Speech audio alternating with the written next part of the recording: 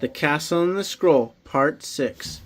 "Look there," I said to Justin as I pointed my finger towards the forest. "Do you see that man?" The cloaked figure disappeared, but not quickly enough. "Yes," Justin answered, with disgust in his face. "I saw him." "Who is he?" I asked.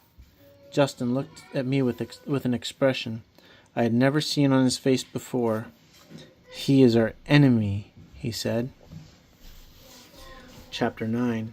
"What do you mean?" I asked. "Is he a dragon breeder?" "Maybe," he replied, "but he is much worse. He is a backslider, a rebel." "I've seen him before," I explained. "He makes me uncomfortable. It seems like he's always watching me." "What do you mean when you say he's a backslider?" "He used to be part of the Great King's army," Justin explained. "He even trained at the castle for a time, if I'm not mistaken. I believe it has been many years since he fell back into the darkness. Never speak to him. Beware of such people, and let him serve as an example. If you don't continue to join others within the castle, and if you stop training within scroll class, you will possibly fall away as well." "I will never fall away," I replied. "I'm too convinced of these truths." "I hope you're correct. But remember, the castle keeps you on the path. That's why the Great King created it." "That makes sense. I will never abandon the castle or the scroll. I will never abandon the Great King." My Wednesday meetings with the younglings proved to be very enjoyable.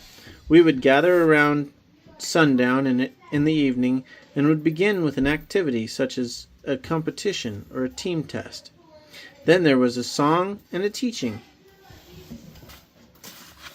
I was called upon from time to time to teach and would often share with the younglings the same things that I was learning in the scroll class. They learned about formations and the history of dragons and weaponry. I was teaching the future warriors of the Great King's army. I could think of nothing better. I was like Captain David, only with younglings. I was serving the Great King. I was also becoming a valuable aid to parents. They would ask me to talk about certain issues with their youngling, issues that were uncomfortable for them to talk about. Other parents felt inadequate since they weren't leaders in the youngling guild. I was more and more seen as an expert with the younglings. The reality of parenting was becoming clear. Parents were called by the Great King to put food on the table, to provide their younglings with shelter and love, and to encourage them to follow the Great King and to read the scroll. But regarding the deeper meaning of the scroll and its application, they were not often suitable for instructing their younglings. That was my job. Just as the younglings of our village were given to the local tutors to be taught, so also the castle provided experienced scroll teachers to speak into the important matters of life. I was finding my place in the kingdom of the Great King, and it was incredible. One day, as I was working in my shop, Constable Simon came to see me. I was immediately curious about this, for it wasn't tax day. His face was burdened with concern and despair. I greeted him in the customary fashion, and skipping all steps of proper etiquette, he shared his thoughts. "I need your help, Caleb," he said. "I'm at your service," I replied kindly, knowing it was the only way to respond to such a man in the of influence and power. "It's a matter that requires discretion," he continued. "I know that I can trust you to remain quiet and not let others in on the situation." "Your servant is a vault," I said sincerely. The constable took a deep breath and spoke slowly and quietly. "It is my son, Edgar. I think you know him, or know of him at least. He's a good boy with encouraging prospects." "He's around 16, is he not?" I asked. "He's 15, he gently corrected me. "And he is my firstborn son. It seems that despite my best efforts to keep him out of trouble, he's gotten into the wrong crowd. They're a group of thugs and vandals, who not only break the law, but do so in a very crude way. I was hoping you could help him." I hesitated. The situation seemed a bit too serious for me. A man who had just turned 20, who had never been tempted to such depths, even in my period of homelessness. But I knew that one doesn't resist the constable, not if they want to keep a low and harmless profile. And what if I failed? Either option was unpleasant for me. How could I help him? I asked. You're good with younglings, are you not? He answered. Your name came up with another townsperson I was speaking with, only yesterday. I know you serve at the castle. An embarrassing and utter waste of time in my humble opinion, but if you can keep the younglings from crime and the humiliation of their families, then I suppose some good can come from it. I would love to help your son, I said. I think the best option would be for Edgar to come to the younglings meeting this Wednesday evening. That would be a good first step. But my son doesn't believe in the myths of your religion, Simon said with apparent conflict in his heart. For on one hand, he disdained the castle, but on the other hand, he was desperate. It doesn't matter, I replied kindly and with confidence. He can come just as he is.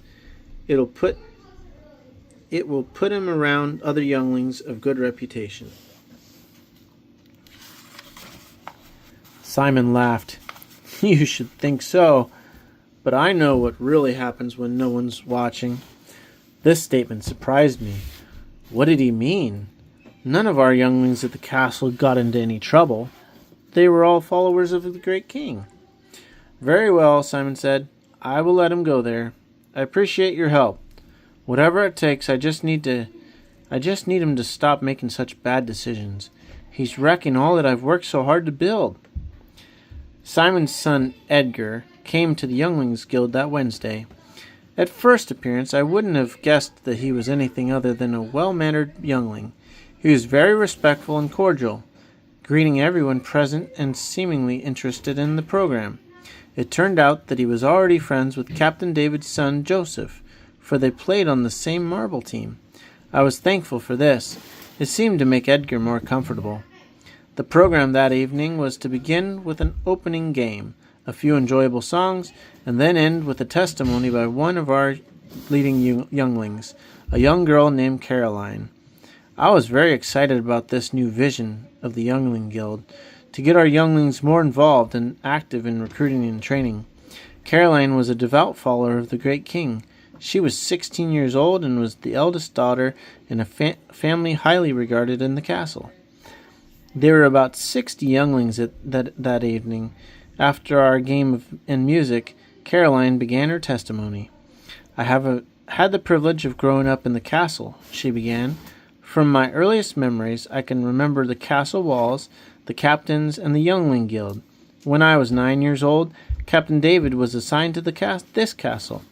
I knew the first time I saw him that we were going to be a castle that was pleasing to the great king. I now read from the scroll daily. I also take my weaponry with me almost everywhere I go. Some places won't allow me to bring sword or bow, but I have a portion of the scroll I keep with me always.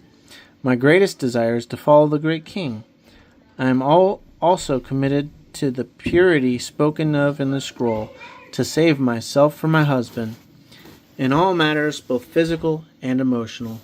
My future plans are to become an adult leader in the Youngling Guild. I may even go to a great castle someday. My advice to you is to read the scroll every day. Find out what you do well and do it for the great king. He will make his will obvious. Just follow your heart and you won't go astray. If there are some here today that haven't chosen to follow the great king, come up here and I will pray with you. The great king is always with us, and he knows our hearts. I was so proud of this young woman. As she spoke, I could feel the great king with us. For a few seconds after she ended her testimony, all was quiet. Then, to the surprise and joy of us all, Edgar rose to his feet and came forward. Caroline smiled happily and met him with open arms. And on that day, Edgar became a follower of the great king. For the rest of that week, I was in high spirits. I reported to Constable Simon with much pride the decision his son had made. I was somewhat concerned about his response, seeing as he loathed the castle, but I didn't care. His son was now my brother, and I was proud of him. Well, he said with some indifference, as long as it helps him stay out of trouble. That Saturday, as I was heading to the market, I saw many of the older younglings together, as was their custom, and Edgar was with them. His face was beaming with joy. Caroline seemed to be their leader. As I saw them walk along the way, I was struck once again with the satisfaction of serving in the castle. Here was a score of younglings, all behaving in obedience to the scroll. They had a strong bond, and as peers, we were able to help each other through the dangers and temptations that come with their age. I was only a few years older and can relate to some degree, and Edgar, a youngling who previously was a rebel, was now an honorable soldier of the great king. If I ever had children, how thankful I would be for the Youngling Guild. My heart broke for parents who didn't have that resource.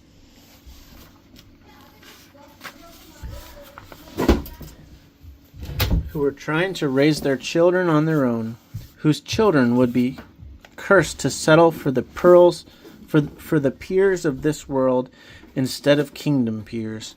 It wasn't a complicated formula. Get your children to scroll school, get them to the Youngling Guild, choose good castle younglings to be friends with for your children. I arrived at the market and began to set up shop. I had much to do that day, many horseshoes and nails, and would need to get to it quickly. I was just beginning to stoke my fire when suddenly, out of nowhere, loud cries filled the air. It was the voice of two young children, one a boy, the other a girl, and their cries were coming from the forest. Most of the people on that side of the market stopped their business and began to make for the forest, for their cries were desperate and terrible. Soon the young boy emerged, scratched by the head from head to toe, from the briars of the forest, shouting at the top of his lungs. "Mia!" he shouted. "Mia is trapped!" Some of us took hold of the boy and asked him what he was talking about. "She's trapped," he continued, "under the roots of the willow tree." We could hear the faint cries of the girl coming from the forest, but they were not alone. Another sound was heard, a deep rumbling, like the strong force scratching away at the earth. "What is that noise?" I asked. "The dragon!" the boy shouted hysterically. "The dragon is going to kill her!"